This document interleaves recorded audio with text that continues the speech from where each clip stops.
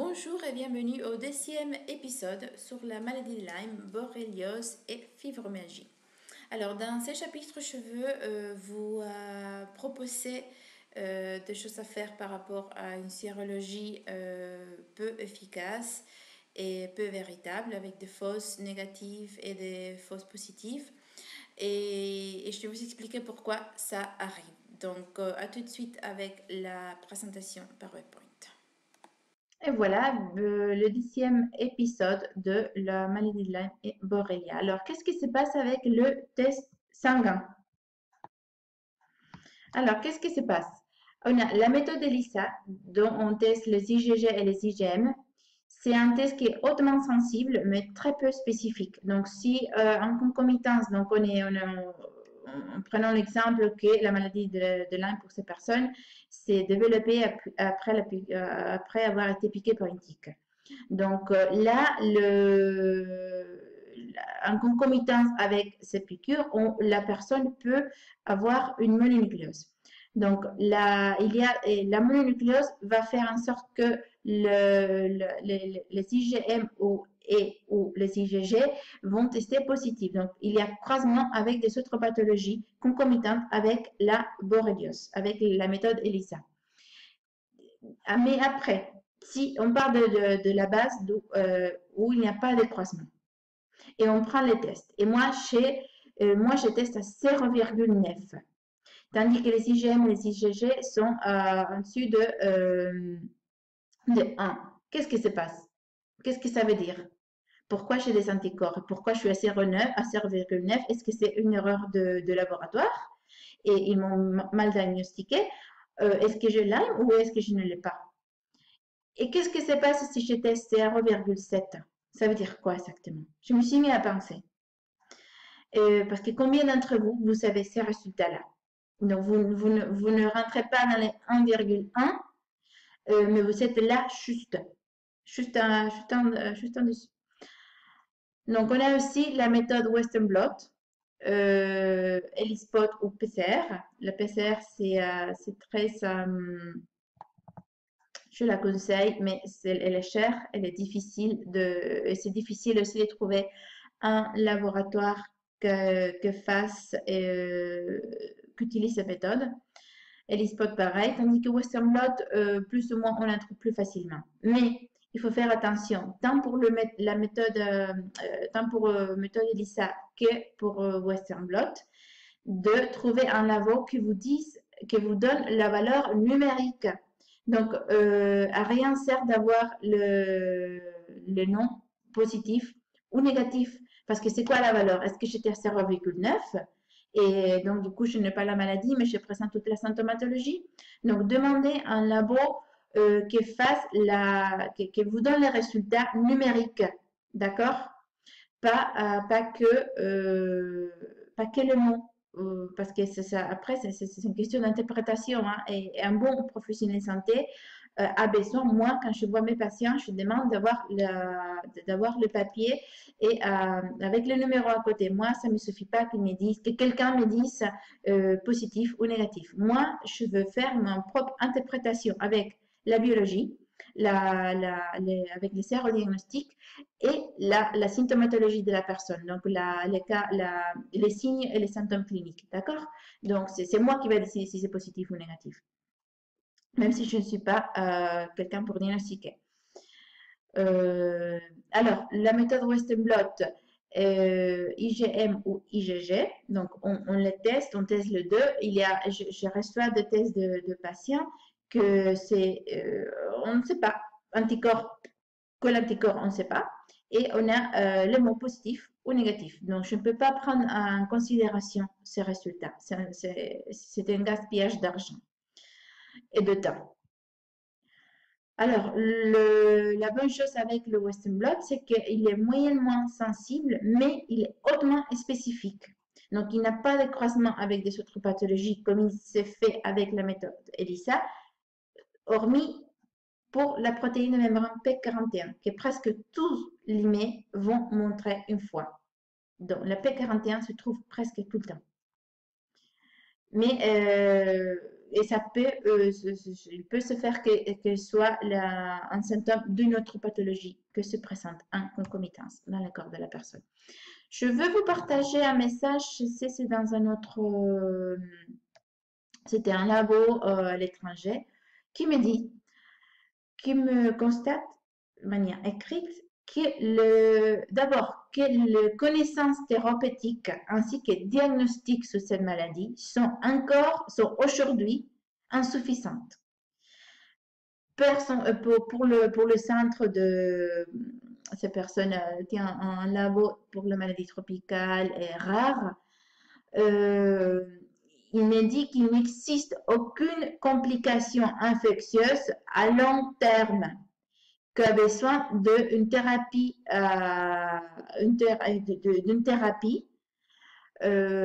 pour traiter la borrelia. Donc, ça veut dire que en phase aiguë, vous présentez et on croit que vous avez la borrelia. En phase chronique, on ne sait pas. Vous êtes dépressive, vous êtes angoissé, vous devez voir un psychologue, vous savez, je ne sais pas quoi. Donc, en phase aiguë, tout va bien. En phase chronique, ça n'existe pas. Cette bactérie, elle cesse d'exister en phase chronique. Donc, il existe peu de maladies infectieuses, en effet, nécessitant d'une thérapie, je dis pas antibiotique, de quelques mois. Donc, d'accord. En particulier, la sérologie négative, si la sérologie ELISA est négative, le Western blot, la méthode Western blot ne s'effectue pas. Parce que habituellement, il s'agit d'une pathologie neurodégénérative. Bien sûr, il s'agit d'une neuroborréliose, donc il donne la fausse positivité. Donc, voyez-vous, ça c'est au niveau de la santé européenne. D'accord? Ça c'est que les autorités croient. Donc, moi, je ne veux pas me battre. Moi, je ne suis pas quelqu'un qui va là à faire la politique ou qui va aller revoir des avocats pour que la maladie soit reconnue. Non, on va arriver à rien. On perd le temps, on perd l'énergie qu'on n'a déjà pas parce qu'on a la borréliose, le Lyme. Donc, on va l'utiliser en cherchant, en écoutant des bons professionnels de santé et en faisant un protocole valide.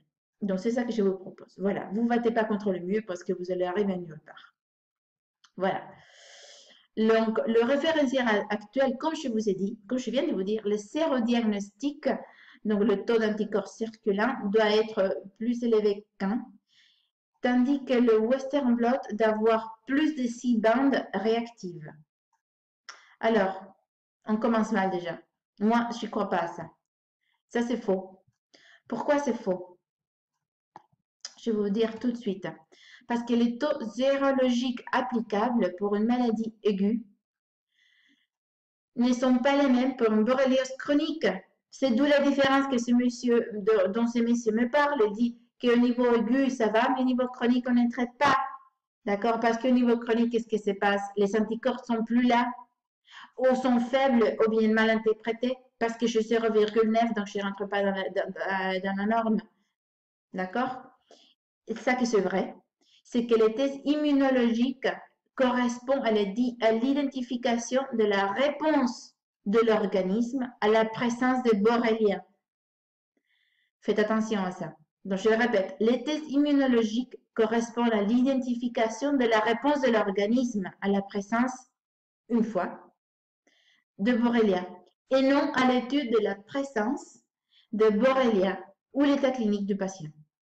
Ça veut dire que si je 0,9 dans le test d'ELISA, ou si je teste pour la VSLA, ou si je teste pour la protéine de membrane P41 dans le Western blot, ça veut dire que j'ai eu contact avec une borrélia. Point. Je ne ferai pas d'anticorps autrement. On étudie immunologie ou quoi là. Donc, si j'ai un anticorps que c'est 0,2, Annelissa, oui, ça peut être en concomitance avec une autre pathologie, mais ça veut dire que quand même, la possibilité, il reste une possibilité que l'organisme a été en contact avec un vecteur porteur de Borrelia. D'accord? Donc, s'il y a un anticorps, deux anticorps, IgM, IgG 0,5, moi, je traiterai. De toute façon, de manière naturelle, vous ne perdez rien. Vous allez que bénéficier parce que de toute façon, moi, au moins, les protocoles que je donne, c'est aussi pour des candidoses, c'est aussi pour de mauvaises bactéries, c'est aussi pour une dysbiose. Donc, si on ne traite pas Lyme, on traite une dysbiose et c'est qui n'est pas atteint d'une dysbiose aujourd'hui? C'est impossible de ne pas avoir. Non, bien sûr, je teste au niveau de mes appareils d'électroacupuncture, de biorésonance, mais de toute façon, et même si les labos, on reste flou avec les résultats, je serai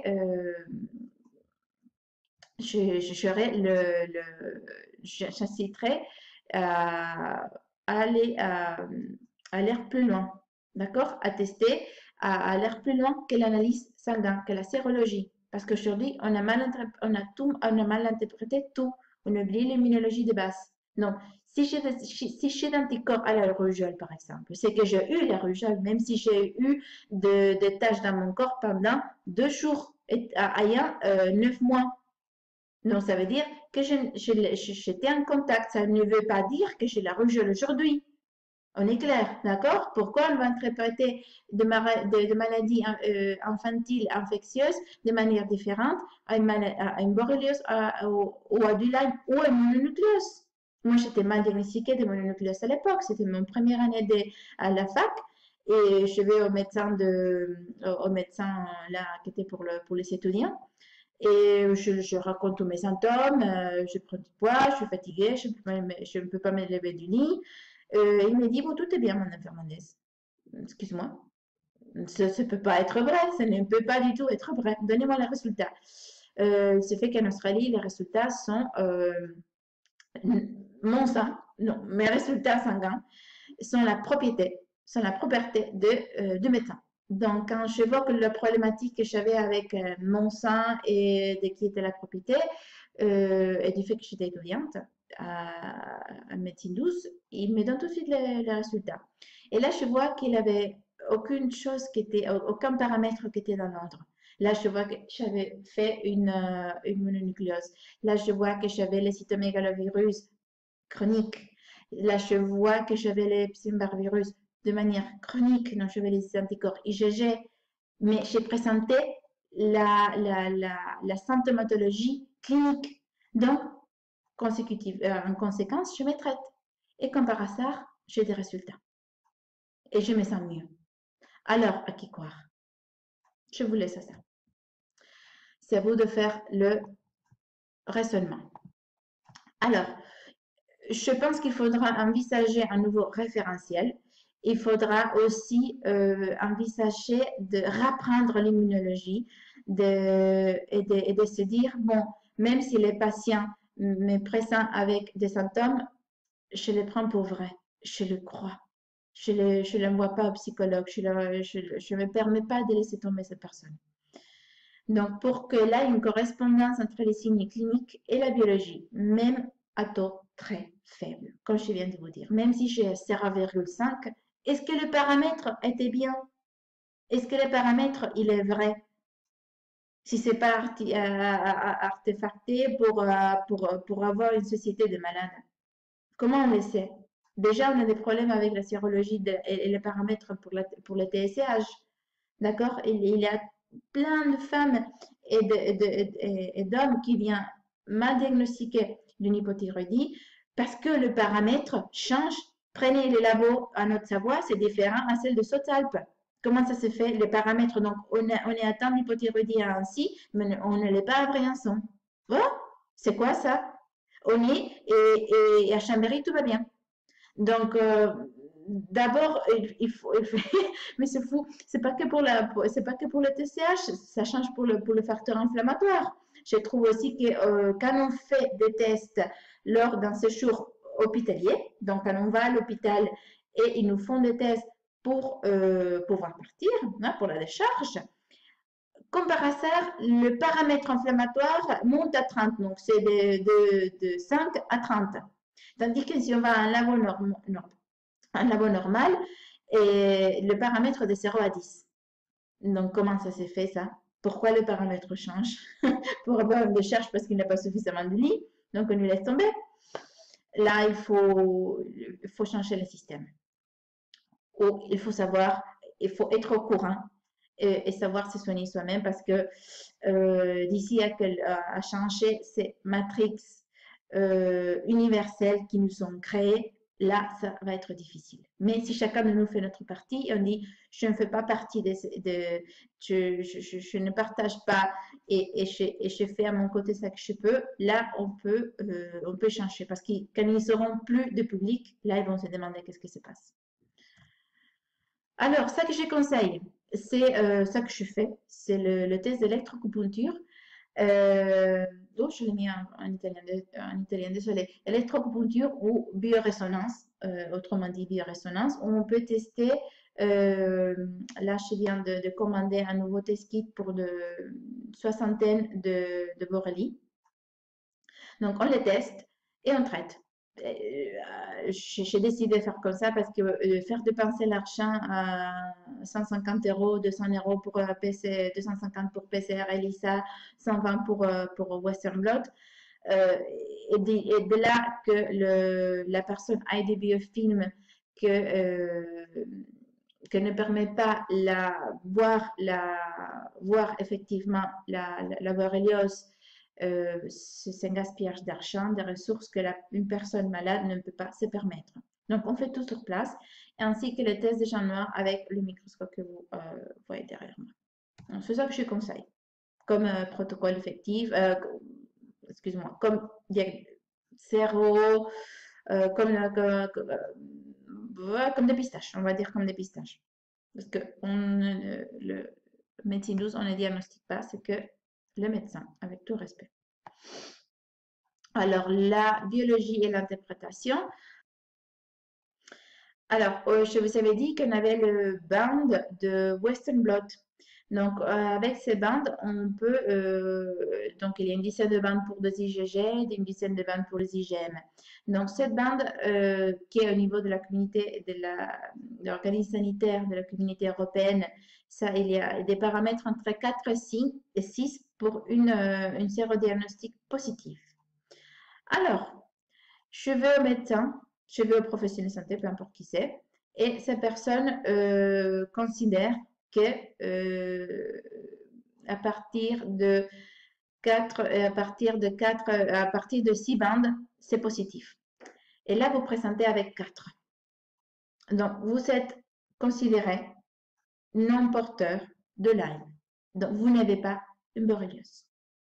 Vous voyez déjà la problématique. Donc, on considère à partir d'une bande, parce qu'à partir d'une bande, il y a une symptomatologie que fait penser à Lyme.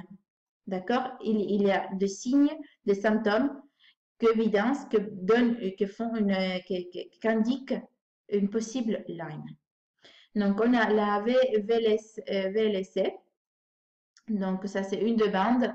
Et là, ça doit faire tilter. Si vous présentez ça, c'est qu'il peut se faire que la personne va manifester des troubles au niveau du système nerveux central.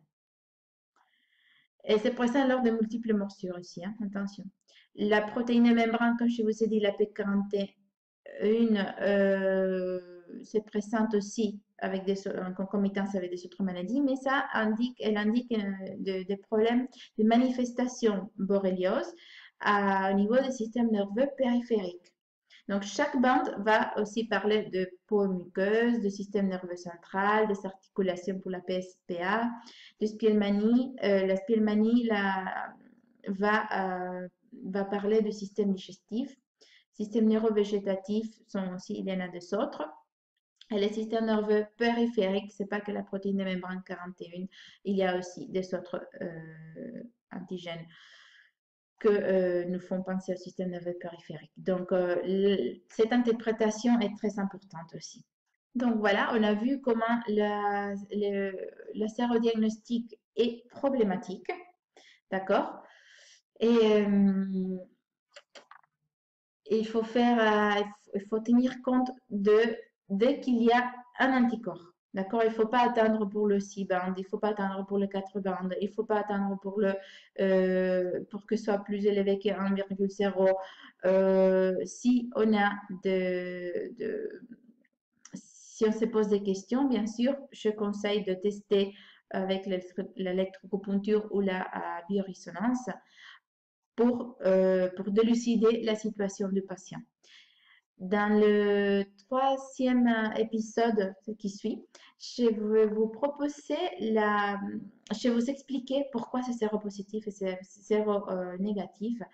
Ils sont en effet cause du biofilm. Donc la bactérie se cache du système immunitaire. Quand elle ne se cache plus, on la trouve. Quand elle se cache, on ne la trouve pas.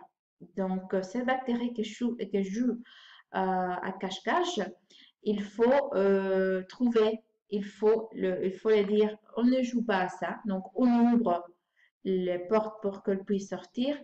Et là, on vient avec notre thérapie des compléments alimentaires, de plantes ou quoi que ce soit que vous choisissez. Mais au moins, je voudrais que vous sachiez que ces bactéries, effectivement, se cachent pas que dans les globules rouges, mais aussi dans de substances spécifiques appelées biofilms. Mais ça, on verra tout de suite dans dans le troisième épisode.